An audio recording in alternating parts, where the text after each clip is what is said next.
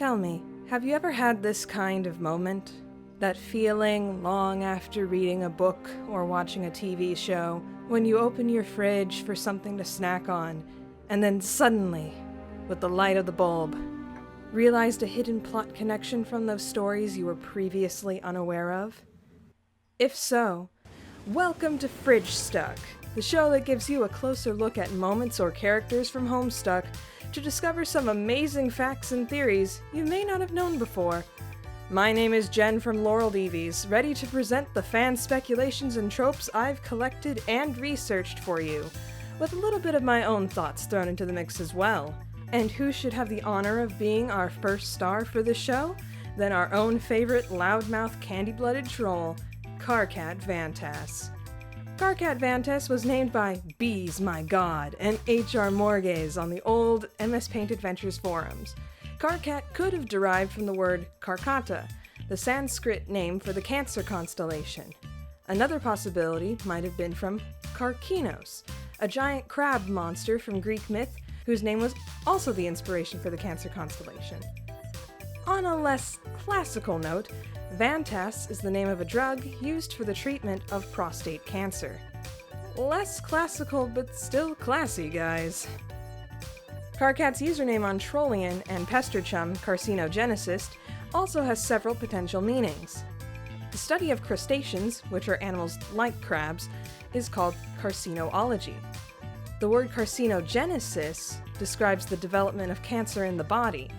Another plausible explanation for his chum handle is that it is a combination of carcinogen, which is any cancer-inducing substance, and the word geneticist. I think the latter names hold a bit more weight considering his work on the Genesis frog. Cancer in general is an overall motif for Karkat. Cancer, the disease, in a simplified definition, is a mutation of the body's cells.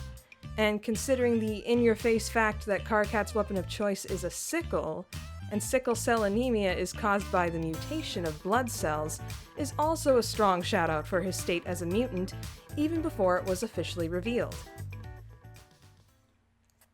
There might be more to Karkat's rage than meets the eye. Karkat, when first introduced, can be seen as a perpetually angry little brat, and while his temper is undoubtedly a strong part of his actual personality, he is shown to be very caring towards his friends in his own Karkat-y way. If anything, the only thing he suppresses are his non-rage emotions. Which brings up the point. What if Karkat was actively avoiding his sentimental emotions out of self-preservation? Because, if Karkat cries, he would essentially be revealing his blood color to all present. This may also be mirrored in his god-tier form, seen in the dream bubbles. A god-tier form without wings. We're told by Arania that god-tier trolls can hide their wings under their robes, so it could be possible that this Karkat also hides his wings because they would reflect his blood color. Or maybe not. It's a theory. Speaking of Karkat's blood, it is strongly suggested that Karkat may actually be a lime blood. Lime-blooded trolls were a very large caste that existed on both Before Us and Alternia, though driven to extinction on the latter planet. They were said to have powers that threatened the authority and were wiped out, presumably by the subjugulators, as a lighter shade of green can be seen on the walls of the Grand High Blood's throne room. The light green falls right between Solix's yellow blood and Nepida's olive blood on the hierarchy, right where Karkat's sign would fall in on the zodiac. Considering Karkat's blood color is a mutation, and red is the complementary color to green, there's a strong chance Karkat is a lime blood in an ironic disguise. With that considered, Karkat has a pretty significant tie to our cherub friends, but that will have to be touched on in a different video for a different time. The text color Karkat uses in his messages is gray. Specifically, its hex number is 626262. The 62nd element on the periodic table of elements is called samarium, a silver-gray metal that can be used in the treatment of, say it with me, cancer. Funnily enough, the 26th periodic element is iron. Iron molecules actually flow through our blood, and that is the cause of the red color we see. Iron also matches Karkat's text and symbol color, and is part of the title of his signature song in the Land of Colors and Mayhem album, Iron Knight, I see what you did there. It's ironic, considering Karkat's ancestor, the Sufferer, was chained in irons before his death. On a stranger note, isn't it odd that Karkat's kiss was the way to awaken Kanaya after she was dying on the meteor? Maybe not. Consider Karkat's aspect, Knight of Blood. Kanaya was revived as a rainbow drinker, or a troll who needs blood to survive. Think about that. Karkat can be considered a counterpart to John, and to Dave to a certain extent. John is the first human point of view we receive in Homestuck, and Dave has the first line of dialogue, while Karkat has the first troll point of view and multiple instances of first dialogue. More so, one of John's main themes is called Showtime. Dave's is called Beatdown, and Karkat's is a combination of the two names with Showdown. John's hammer and Karkat's sickle gave the John Karkat ship the alternate name of Communism, which Dave later lampshades in the story. And lastly, John is arguably the capital H hero of Homestuck. Dave was considered to be the hero to defeat Lord English by the Condescension, and Karkat can be considered one too, trusted by Echidna to guide the troll species on the new planet. On the surface, Karkat is not the kindest troll, which makes his role in the plot of Homestuck almost laughable. Karkat, despite his constant rage, has never once killed, maimed, or severely injured any of his friends. He listens to their problems, despite being a jerk about it, and he gives them advice. He also attempts to keep his team from killing each other. He also stops a psycho clown mass murderer with kindness. Currently, he has also never had a schismasis. He even humorously ends up becoming friends with John instead of hating him.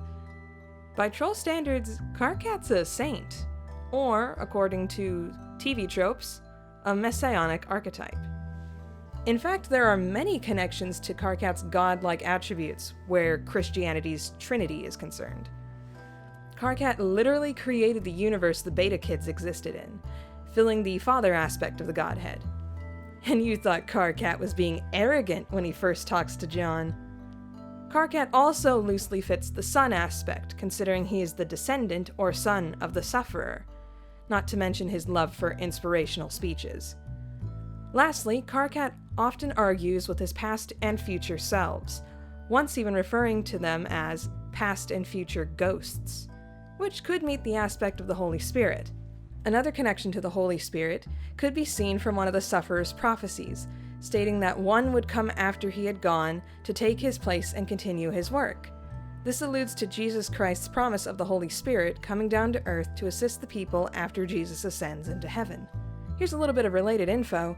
Jesus had a really close friend among his disciples by the title of the disciple whom he loved. The name of this disciple? The Apostle John. Speaking of the Sufferer's work, Karkat does end up fulfilling the work his ancestor left behind. The Sufferer's speeches of peace are brought to fruition when Karkat shoosh-paps Gamzee into submission, subsequently stopping the carnage on the meteor. The son of the Sufferer calming the child of his ancestor's torturer.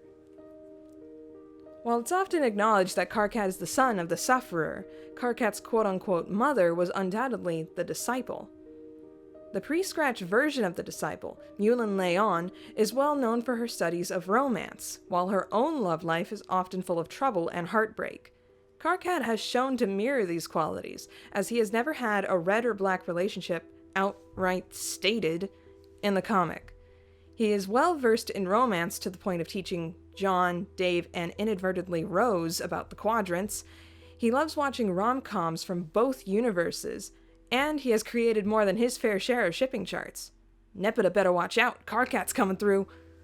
Speaking of mothers, according to Astrology, while people born under the sign of Cancer are known to be crabby and moody individuals, they are also said to be very motherly. This can be considered quite truthful in context to Karkat, considering he literally created all his friends through ectobiology, and has shown qualities of being the team mom in various situations. The funny thing is, Karkat's birthday is on June 12th, which doesn't even make him a Cancer, but a Gemini. Speaking of Gemini, Solix's nickname for Karkat may have an additional reference. The Dutch word for Cancer is the word canker, but is often written shorthand as KK. Not sure if that one was completely intentional or not. And our last interesting fridge fact about Karkat is about the Mobius double reach around virus and the curse.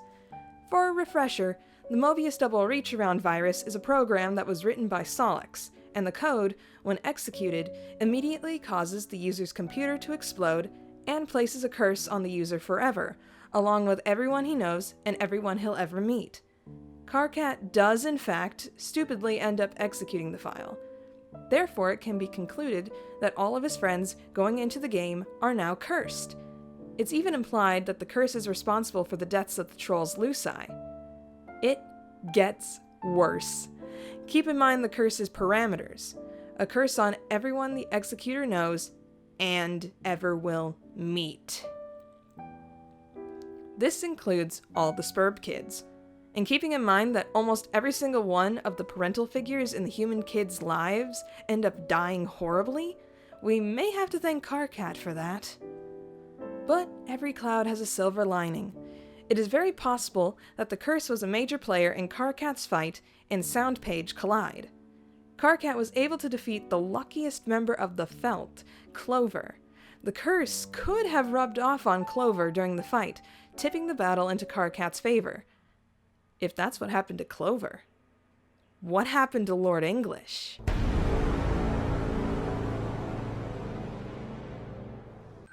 Thank you all so much for watching the first episode of Fridgestuck. I hope you enjoyed. Got any theories I missed? Want to suggest a character or a place for the show to discuss? Leave a comment below and it might wind up as a subject on the show someday. Do you think this is a good show idea?